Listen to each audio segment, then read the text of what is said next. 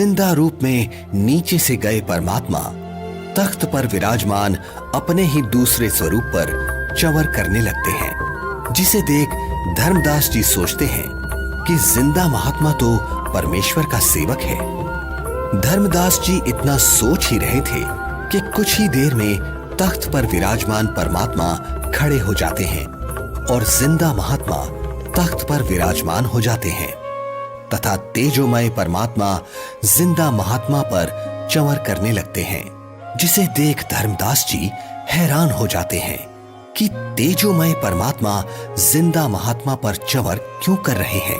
आखिर ये जिंदा महात्मा है कौन? इतने में तेजोमय शरीर वाले परमात्मा जिंदा महात्मा के शरीर में समा जाते हैं और चंवर अपने आप होने लगता है। धर्मदास, मैं ही संपूर्ण सृष्टि का रचयिता हूं। मेरा ही नाम कबीर देव है। मैं ही चारों युगों में पृथ्वी पर प्रकट होता हूं। वर्तमान में मैं अपने वास्तविक नाम कबीर नाम से काशी नगर में प्रकट हूं, जहां एक साधारण मनुष्य की भांति लीला कर रहा हूं और जुलाहे रूप में रहता हूं। धर्मदास, काल जाल में फंसे अपने बच्चों को भक्ति का धनी बनाकर उनके इस वास्तविक घर सतलोक में वापस लाने के लिए वहां प्रकट हुआ हूं।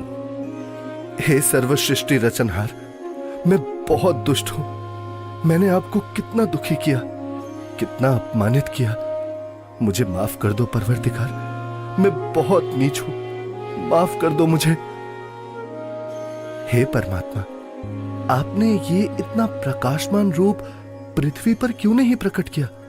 क्यों छुपा रखा है?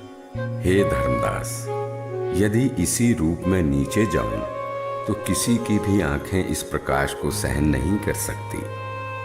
दूसरी बात, काल ब्रह्म यानी ज्योति निरंजन का डर के मारे हाल बेहाल हो जाएगा।